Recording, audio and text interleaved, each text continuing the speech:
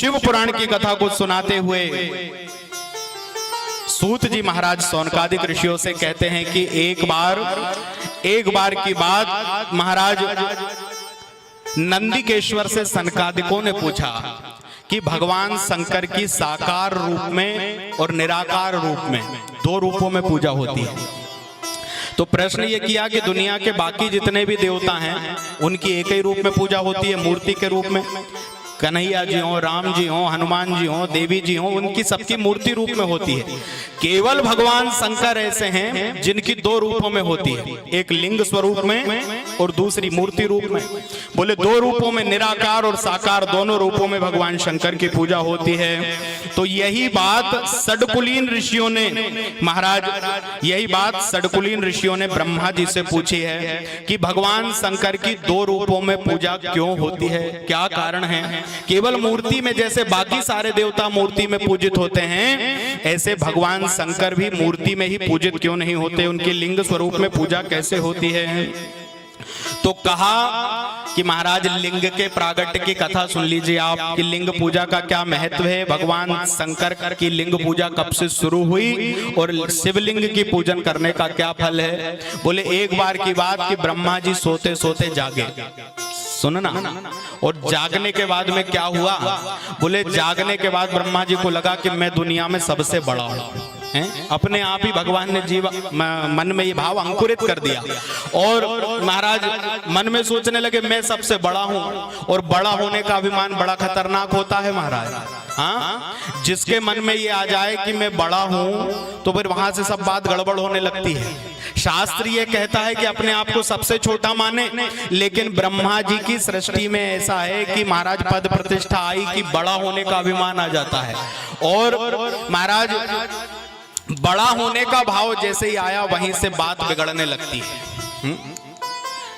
हम लोग सोच तो लेते हैं कि मैं बड़ा हूं, लेकिन बड़ा बनना बहुत कठिन है महाराज, सरल नहीं है। हाँ? अश्वनी भैया बड़े बनाते हैं, बड़ा बनाने की एक पद्धति है।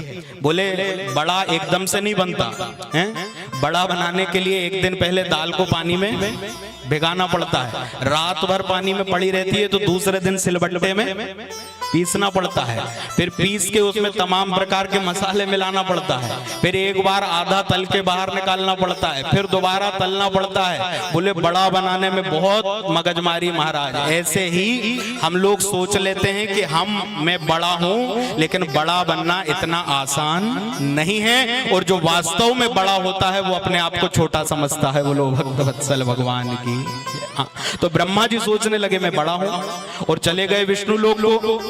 वहां गए तो वहां जाकर के महाराज भगवान विष्णु से कहने लगे कि क्या सोए रहते हो, जब देखो तब शेषनाग की सैया पर। अरे मैं तुमसे बड़ा हूं, खड़े हो जाओ, मैं आदेश दे रहा हूं। अब भगवान विष्णु ने कहा ये क्या हो गया ब्रह्मा जी को अचानक, बड़ा मैं बड़ा हूं, मैं तुम्हें आज्ञा दे रहा हूं। अब थोड़ी बहुत देर महाराज टाला बात को कि ये शांत हो जाएं, लेकिन फिर बाद में कहने लगे कि मैं बड़ा हूं, बड़ा होकर तुमको आज्ञा दे रहा हूं और तुम खड़े नहीं हो रहे हो। विष्णु भगवान ने कहा कि क्या इतनी देर से तुम बड़ा लगे, तुम बड़े नहीं हो, मैं बड़ा हूं। बात आपस में छिड़ गई। अब दोनों कहने लगे, एक ब्रह्मा जी कहे मैंने सृष्टि बनाई, मैं बड़ा हूं, भगवान विष्णु कहे कि नहीं सृष्टि का पालन तो मैं कर रहा हूं। अब महाराज दोनों में ऐसा वाद शुरू हुआ कि वो वाद धीरे धीरे महाराज विवाद में बदल गया। और विवाद ऐसा हुआ कि ब्रह्मा जी ने ब्रह्मास्त्र निकाल लिया। कौन सा ब्रह्मास्त्र? बोले जो अमोघ अस्त्र है, एक बार जब छोड़ दिया जाए तो फिर उससे कोई बच नहीं सकता। आप देखो जिस समय हनुमान जी महाराज को लंका में वश में करने के लिए महाराज इंद्रजीत ने ब्रह्मास्त्र चलाया तो हनुमान जी ने हाथ जोड़ लिए। ब्रह्मास्त्र ते ही साधा कपि मन कीन विचार, और तेन ब्रह्मास्त्र मान ही महिमा मिटई अपार। जो इस अस्त्र को नहीं मानता उसकी महिमा मिट जाती है। हनुमान जी हाथ जोड़ के बंधन में आ गए, बड़ी महिमा। ब्रह्मा जी ने ब्रह्मास्त्र निकाला तो भगवान विष्णु ने महाराज सुदर्शन अस्त्र निकाल लिया। अब जैसे ही दोनों एक दूसरे के सामने सामने अस्त्र लेकर खड़े हुए, सारे देव समाज में हल्ला हो गया कि अब तो प्रलय कुछ ही सेकंड में हो जाएगी, अब समय ज्यादा नहीं लगेगा। अब जैसे ही ये दोनों अस्त्र आपस में टकराएंगे पूरी सृष्टि समाप्त हो जाएगी। और सब लोग घबरा गए कि करें क्या। दोनों देवता ब्रह्मा और विष्णु क्रोध अवस्था में एक दूसरे के सामने अस्त्र चलाने के लिए खड़े हैं। और वो एक दूसरे के ऊपर अस्त्र चलाते उसके पहले ही देवादिदेव महादेव ज्योतिर्लिंग के रूप में उनके बीच में आकर खड़े हो गए। बोलो शंकर भगवान की। हाँ महाराज, दीपक की ज्योति जिस तरह निकलती है, अग्नि से निकलने वाली ज्योति का स्वरूप लिंग का है। और वह महाराज करोड़ों करोड़ों सूर्य के समान तेज प्रकाशमय ज्योति उन दोनों के बीच में खड़ी हो गई। और दोनों आगे से पीछे ऊपर से नीचे देखते हैं, समझ नहीं आ रहा कि ये ज्योति है क्या। वो अंडा आकार की ज्योति, दीपक की जैसी लौ होती है, वो उस लौ की भांति वो लिंग उनके सामने बन करके खड़ा हो गया। अब बड़े बड़े की बात जो चल रही थी, तो दोनों ने महाराज आपस में निर्णय करा कि अपन एक काम करते हैं, तुम बड़े हो कि मैं बड़ा हूं, इसका निर्णय अपन कर लेते हैं स्वयं। बोले कैसे करेंगे। बोले ये जो ज्योतिर्लिंग हमारे सामने प्रकट हुआ है, अपन इसके आदि और अंत का पता लगाते हैं। तुम बताओ तुम कहां जाओगे। विष्णु भगवान ने कहा तुम उसके ऊपरी भाग का जहां से प्रकट हुआ वहां का पता लगाओगे या नीचे का। ब्रह्मा जी ने कहा हम ऊपर जाएंगे। बोले ठीक है, तुम जाओ ऊपर का पता लगा के आना और मैं जाता हूं नीचे का पता लगा के आऊंगा। और जो पहले पता लगाकर आ जाएगा वो हम दोनों में बड़ा हो जाएगा। तो महाराज भगवान विष्णु ने सूकर रूप धारण किया, सुअर का रूप, और ब्रह्मा जी ने हंस रूप धारण किया। हंस रूप धारण करके ब्रह्मा जी ऊपर की ओर उड़ने लगे और बहुत दूर तक चले गए।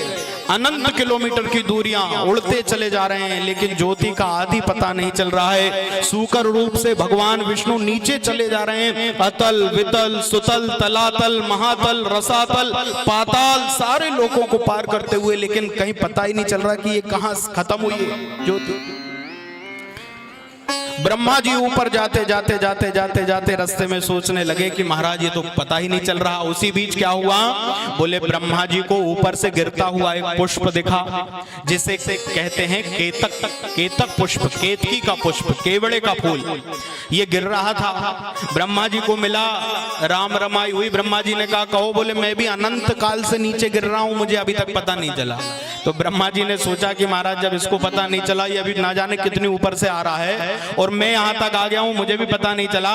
तो उन्होंने ब्रह्मा जी ने वहां पे केतकी पुष्प से समझौता किया। कहा देख विष्णु और मेरे में महाराज बड़े होने की शर्त लगी है, तो मैं कह दूंगा नारायण से जाकर कि मैंने इस जो ज्योतिर्लिंग है इसके आदि को देखकर आया हूं, और तू उसका समर्थन कर देना कि हाँ मेरे सामने देखा है। तो बोले तुझे भी कोई बड़ा पद दे दूंगा मैं, क्योंकि जब मैं बड़ा बन जाऊंगा तो ब्रह्मा जी कहते हैं पूरी दुनिया में मेरे मंदिर बन जाएंगे, पूरी दुनिया में मेरी पूजा होने लगेगी और मैं तुझे बड़ा विशेष स्थान दिलवा दूंगा। अब महाराज देखो यहां से झूठ झाट का काम शुरू हो गया कि अब आगे चल के महाराज अब झूठ कैसे कहां तक सफल होता है ये समझे हम। दोनों में बात हुई और लौटकर नीचे आने लगे, और सूकर रूपधारी नारायण ने सोचा कि अब इसका पता नहीं लगाया जा सकता इस ज्योतिर्लिंग का, तो वो भी वापस ऊपर आ गए कि अपन तो हार मान लेते हैं महाराज। अब जैसे ही दोनों देवता आए और महाराज आकर खड़े हुए तो ब्रह्मा जी ने तुरंत ही कह दिया।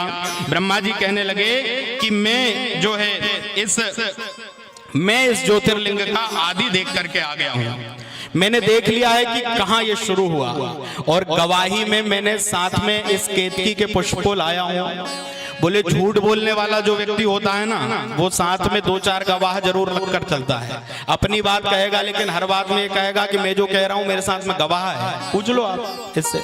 अच्छा सत्यवादी को तो पता है कि जो सत्य है वो सत्य है, अभी नहीं तो बाद में स्वीकार करना पड़ेगा, लेकिन सत्य कभी पराजित नहीं हो सकता। तो इसलिए महाराज विष्णु भगवान के पास तो कोई था नहीं। बोले आपने देख लिया। नारायण ने कहा बोले हाँ मैंने देख लिया कि आदि कहाँ है। जैसे ही कहा तो नारायण भगवान कहने लगे ठीक है ब्रह्मा जी आप ही बड़े हो। नारायण भगवान ने स्वीकार कर लिया, एक केतकी पुष्प भी गवाही दे रहा है, इसलिए आप बड़े हो और मैं छोटा हूं, यह निर्णय हो गया। और जैसे ही बड़ा मान करके भगवान नारायण ब्रह्मा जी की पूजन करने लगे, उसी बीच में झूठ बोलने वाले ब्रह्मा के सामने भगवान महाकाल त्रिशूल लेकर प्रकट हो गए। बोलो शंकर भगवान की जय हो।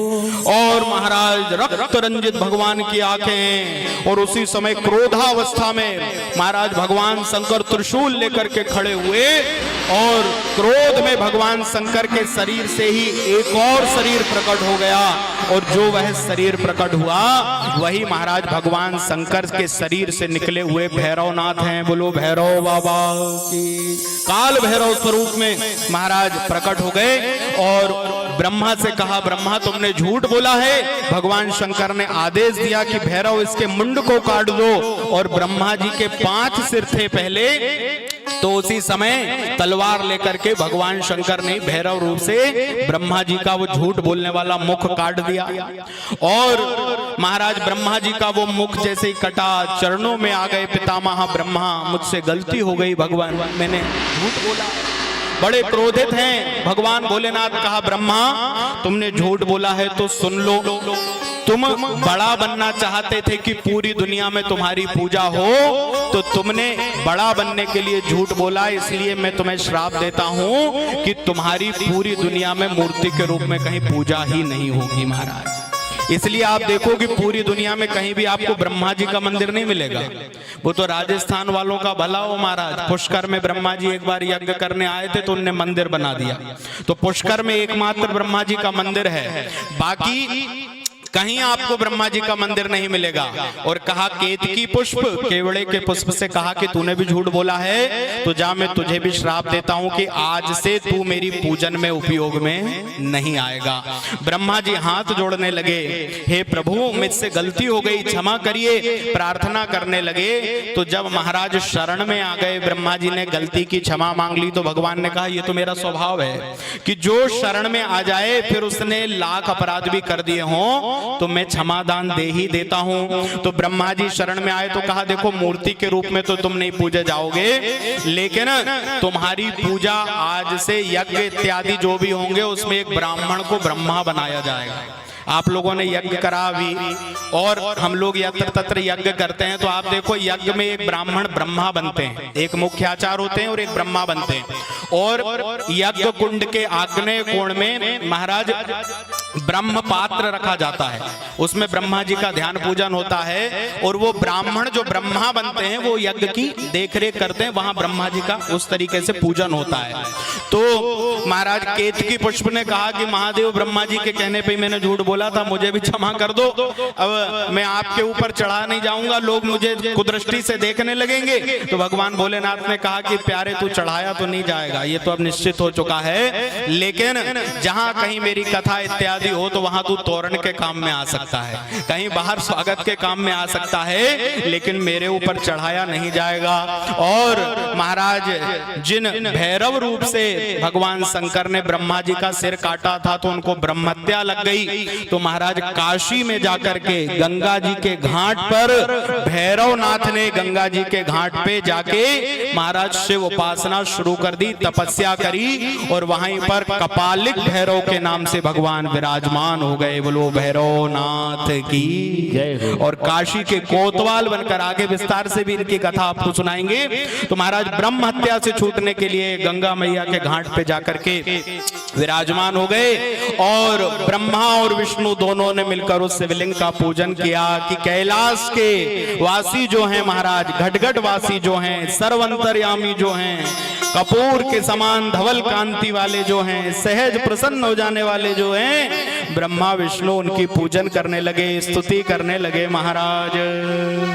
कैलाश के निवासी नमो बार बार हो, नमो बार बार हो, आयो शरण तिहारी बोले तार तार हो।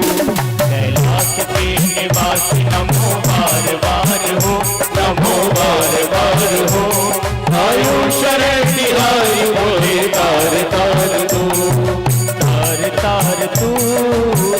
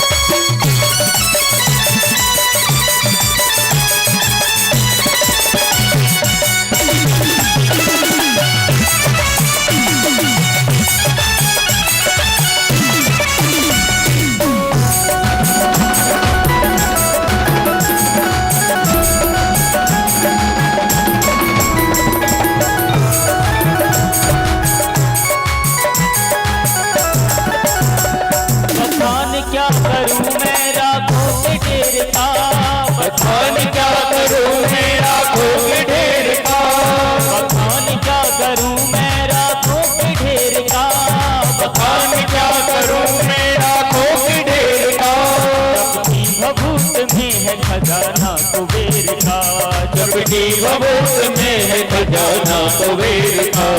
है गंगाधार मुक्तिधार ओमकार तू, है गंगाधार मुक्तिधार ओमकार तू। आयो शरण तिहारी भोले तार तार तू, आयो शरण तिहारी भोले तार तार तू।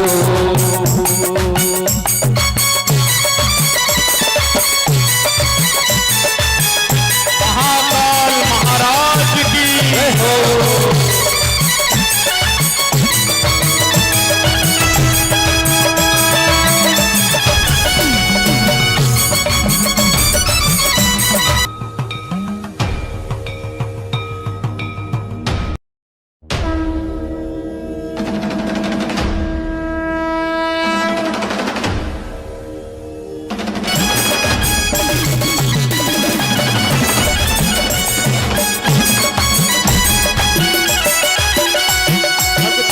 कभी शिव ने निराश ना किया, भक्तों को कभी शिव ने नाराज ना किया। भक्तों को कभी शिव ने निराश ना किया, भक्तों को कभी शिव ने निराश ना किया। जिन्हें जो चाहा वरदान दे दिया, बाबा जिन्हें जो चाहा वरदान दे दिया। बाबा जिन्हें जो चाहा वरदान दे दिया, बाबा जिन्हें जो चाहा वरदान दे दिया। बड़ा तेरा दायरा बड़ा दातार तू, बड़ा तेरा दायरा बड़ा दातार तू। आयो शरण तिहारी भोले तार तार तू, आयो शरण तिहारी भोले तार तार तू। हर हर महादेव।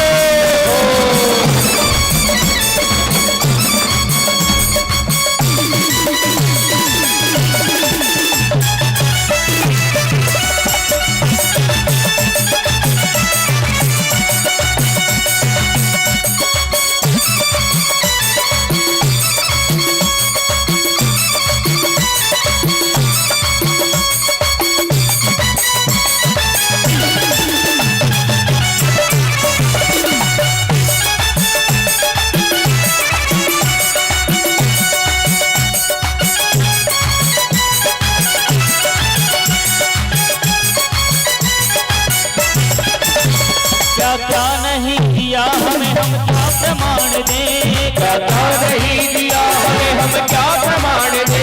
क्या नहीं दिया हमें हम क्या प्रमाण दे, क्या नहीं दिया हमें हम क्या प्रमाण दे। बस गए हैं ये त्रिलोक तेरे दान से, बस गए हैं ये त्रिलोक तेरे दान से। जहर पिया जीवन दिया बड़ा उदार तू, जहर पिया जीवन दिया बड़ा उदार तू। आयो शरण तिहारी भोले तार तार तू, आयो शरण तिहारी भोले तार तार तू। कैलाश के निवासी नमो बार बार हूँ, कैलाश के निवासी नमो बार बार हूँ। आयो शरण तिहारी भोले तार तार तू, आयो शरण तिहारी भोले तार तार तू। आयो शरण तिहारी भोले तार तार तू, आयो शरण तिहारी भोले तार तार तू। आयो शरण तिहारी भोले तार तार तू, आयो शरण तिहारी भोले तार तार तू। बोलिए भगवान भोलेनाथ की हर हर महादेव शंभो। तो ब्रह्मा और विष्णु ने मिलकर के दोनों ने सविधि पहली बार उस शिवलिंग का पूजन किया, उस ज्योतिर्लिंग का पूजन किया। और जिस दिन भगवान शंकर के लिंग का प्रागट्य हुआ, लिंग स्वरूप में ज्योतिर्लिंग के रूप में भगवान भोलेनाथ आए, उस दिन को शिवरात्रि कहा जाता है। वो शिव पुराण के अनुसार। अब महाराज लोग पता नहीं कहां से कहने लगे कि भगवान शंकर का विवाह वाली जो तिथि है वो शिवरात्रि है।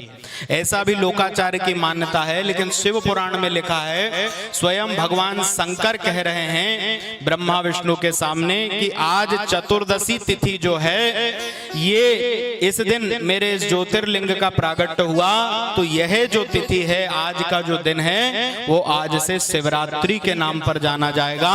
और जो जो शिवरात्रि को मेरा पूजन करेगा उसके करोड़ों करोड़ों जन्म के महाराज दुख पाप संकट का मैं हरण कर लूंगा। ये स्वयं महादेव ने कहा। बोलो शंकर भगवान की। और सुन लो महाराज, बोले दिनम एतत् ततः पुण्यम भवस्यारिति महत्तरम शिवरात्रिरिख्याता तिथिरेषा मम प्रिया। भगवान शंकर कह रहे हैं कि शिवरात्रि के दिन जो एक दिन मेरा व्रत रह करके पूजन कर ले, शिवरात्रि को 4 पहर की भगवान भोलेनाथ की पूजन होती है, और बोले चारों पहर में जो रात्रि का जागरण करके मेरी पूजन कर लेगा, भगवान शंकर ने स्वयं कहा कि 1 साल तक शिव पूजन करने का जो फल मिलता है, पूरे 1 वर्ष तक आप रोज प्रतिदिन नियम से शिव आराधना करो, शिव पूजन करो, बोले 1 साल तक शिवलिंग के पूजन से जो फल मिलता है, शिवरात्रि के दिन श्रद्धा और भक्ति से व्रत रह करके आपने पूजन कर लिया तो 1 साल की पूजन का फल एक ही दिन में मिल जाएगा। बोलो शंकर भगवान की। हाँ, बड़ा उत्तम व्रत है, बड़ा श्रेष्ठ व्रत है। शिवरात्रि का व्रत सबको करना चाहिए। कुछ व्रत हमारे यहाँ पर ऐसे बताए गए हैं जो जन्म जन्मांतर के महाराज क्लेशों का, दुखों का, संकटों का, पापों का नाश कर देते हैं। बोले भगवान श्री राम का जो जन्म हुआ, रामनवमी का व्रत, भगवान श्री कृष्ण का जन्म हुआ, जन्माष्टमी का व्रत, भगवान शंकर के शिवलिंग का जो प्राकट्य हुआ, शिवरात्रि का व्रत, महाराज बड़ी अपार महिमा है। श्रद्धा भक्ति के साथ में महाराज इस दिन शिवरात्रि का व्रत जरूर करना चाहिए। और भगवान शंकर ने ब्रह्मा और विष्णु से कहा कि ब्रह्मा और विष्णु तुम केवल निमित्त हो, पूरी सृष्टि में जो भी कुछ हो रहा है उसको मैं ही कर रहा हूं। भगवान शंकर ने कहा सदाशिव, 5 मुख वाले भगवान जो हैं, जिनको हम पंचानन कहते हैं, उनका नाम है सदाशिव। पंचानन भगवान शंकर कहते हैं कि पहले मुख से मैं सृष्टि कर रहा हूं, सर्ग, इस दुनिया को बनाने का काम पहले मुख से हो रहा है। दूसरा भगवान का जो मुख है उससे स्थिति यानी पालन, जो दुनिया को पाल रहा हूं वो मैं दूसरे मुख से स्थिति कर रहा हूं। और इस पूरी दुनिया को जब भगवान अपने अंदर समेट लेते हैं, अपने अंदर वापस जिसे उत्पन्न किया उसको फिर से अपने अंदर ले लेते हैं, उसको कहते हैं संहार। मारना नहीं कि भगवान ने सबको मार दिया, नहीं, जो लीला करके जो क्रीड़ा करी उसको वापस अपने अंदर समेट लेना। भगवान कह रहे तीसरे मुख से मैं ये काम करता हूं। और चौथे मुख से भगवान ने कहा कि मैं अनुग्रह करता हूं। किसके ऊपर? बोले जो जीव मेरी शरण में आता है। हाँ, मैं पापों को हर लेता हूं, लेकिन किसके? बोले जो मेरी शरण में आता है। आप कहोगे कि महाराज मंदिर जाने से क्या मतलब, पूजन करने से क्या मतलब? तो देखो यहां भगवान कह रहे हैं, और मानस में भी आप देखो कि बाबा तुलसी ने लिखा, स्वयं प्रभु श्री राम ने कहा कि मैं जीव का कल्याण कब करता हूं, मैं उसके दुखों का अंत कब करता हूं, मैं उसका उद्धार कब करता हूं। तो महाराज मानस में आप सुन लो, भगवान कहते हैं कि सन्मुख हो जीव मोहि जबहि, सन्मुख होई जीव मोहि जबहि, सन्मुख होई जीव मोहि जबहि, सन्मुख होई जीव मोहि जबहि। हरहु कोटि नासक तबहि, हरहु कोटि नासक तबहि। सन्मुख होई जीव मोहि जबहि, कब कल्याण करूंगा? करहूं हरहूं कोटि, 1-2 जन्म नहीं बोल रहे, करोड़ों जन्म के अघ पापों के पुंज में एक बार में हर लूंगा। लेकिन कब? बोले सन्मुख होई, जब मेरे सामने आएगा, मेरी शरण में आएगा।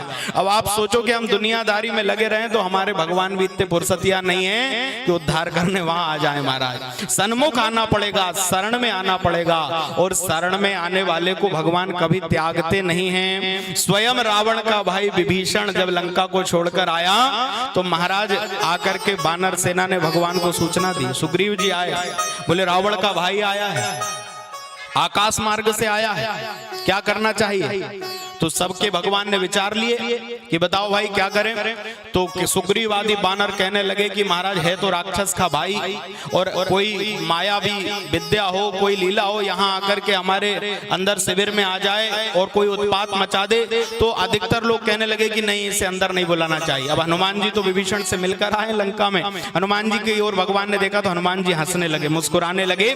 तो भगवान वहां समझ गए, लेकिन भगवान ने सुग्रीव से कहा कि सुग्रीव अभी तो विभीषण आया है, ये रावण का भाई है। तुम कह रहे हो कि मैं इसे शिविर में नहीं आने दूं, यहां से लौटा दूं। यहां रघुनायक ने बड़ी अच्छी बात कही। भगवान सुग्रीव से कहने लगे कि अभी तो विभीषण आया है, इसको तो मैं अंदर बुलाऊंगा ही। यदि विभीषण नहीं, स्वयं रावण भी आ गया तो उसको भी अपना लूंगा महाराज, उसको भी वापस जाने नहीं दूंगा। ये मेरे प्रभु का स्वभाव है महाराज। हम लोग छोटी छोटी बातों पर कभी किसी से कोई मतभेद हो जाए, मनभेद हो जाए, दुश्मन बन जाते एक दूसरे के। महाराज ईर्ष्या हमारे बीच में आ जाती है। देखो रावण ने माता सीता का हरण किया, किसको ले गया? बोले भगवान राम की पत्नी से प्रिय और कौन होगा दुनिया में दूसरा। लेकिन उस पत्नी को रावण हर कर ले गया। भगवान को ये पता चल गया कि दशानन ने सीता का हरण किया है। इसके बाद भी वो भगवान सूचना पे सूचना भेज रहे रावण के पास में। हनुमान जी को भेजा, समुद्र पार करके गए फ्लाइट से महाराज हैं, और वहां जाकर समझाया रावण को। फिर भी लंका पार करके समुद्र से रास्ता बना करके और उस पार चले गए। तो वहां जाने के बाद भी महाराज बाली पुत्र अंगद को भेजा कि अंगद जाओ और जाकर के रावण को एक बार और समझा दो कि अभी भी सीता लौटा दे। हमें यहाँ ये कथा संदेश दे रही है कि हम लोग छोटी छोटी बातों पर महाराज मन मुटाव, मनभेद हो जाने के बाद दुश्मन बन जाते हैं। भगवान कह रहे मेरी तो पत्नी हर ली रावण ने, फिर भी मैं समझौता करने के लिए तैयार हूं, तू क्यों लड़ रहा है प्यारे? सबसे मिलकर रहने में भलाई है। बोलो नारायण भगवान की। हाँ, तो महाराज जिस समय विभीषण को भगवान ने शरणागति दी, विभीषण शरणागति का बड़ा सुंदर प्रसंग है। बोले विभीषण को शरण भगवान ने दी, तो वहां पर भगवान ने प्रथम मिलन में विभीषण को कह दिया कि कहू लंकेश कुशल परिवारा। हे लंकेश, तुम्हारा परिवार सब कुशल से तो है, तुम्हारे भाई बंधु कुंभकर्ण रावण सब अच्छे से तो हैं। वानर सेना देखने लगी कि महाराज लंका का राजा तो रावण है, और रावण ने सीता मैया का हरण कर लिया, और भगवान विभीषण से कह रहे हैं कि लंकेश मतलब लंका का राजा विभीषण को बना दिया भगवान ने। तो सुग्रीव ने कहा कि प्रभु ये विभीषण आया है और आपने इसको आते ही प्रथम मिलन में लंका का राजा बना दिया। मतलब वहां से ये बात निश्चित हो गई थी कि अब कुछ समय के बाद रावण मारा जाएगा और अगला राजपाट विभीषण का होगा। ये सुंदरकांड से ये बात, अभी लंका तो पहुंचे ही नहीं भगवान, सुंदरकांड में ये निश्चित हो गया कि अगले राजा विभीषण होने वाले हैं, क्योंकि भगवान ने लंकेश कह दिया। तो भगवान से पूछा किसी ने बानर सेना में से कि प्रभु ये विभीषण आ गया है और आते ही आपने प्रथम मिलन में इसको लंका का राजा बना दिया है, और कहीं ये आप जो प्रस्ताव पे प्रस्ताव भेज रहे हो, रावण भी आपकी शरण में आ गया सीता मैया को लौटाने के लिए कि लो ये सीता मैं तुम्हें दे रहा हूं, मुझे तुमसे लड़ाई झगड़ा नहीं करना। तो अब विभीषण तो लंका का राजा बन जाएगा, फिर आप रावण को कहां का राज दोगे? तो भगवान ने कहा यदि रावण भी मेरी शरण में आ गया तो विभीषण को लंका का राजा बनाया है, रावण को अयोध्या का राजा बना दूंगा। महाराज ये मेरे भगवान का स्वभाव है। भगवान कह रहे हैं इतने शरणागत वत्सल हैं कि महाराज शरण में आने के बाद फिर कुछ सोचते ही नहीं, कुछ विचार ही नहीं करते। और हमको और आपको भी महाराज यह सदैव विचार रखना चाहिए कि समझौता प्रस्ताव किसी भी जगह पर, भाई भाई में लड़ाई हो, झगड़ा हो, दोस्तों में, मित्रों में, गांव पर नहीं, जहां तक संभव हो सके महाराज वार्तालाप करके उस झगड़े को महाराज शांत करना चाहिए। यहाँ भगवान कई बार दूतों को भेज करके हमको ये सिखा रहे हैं मानस में।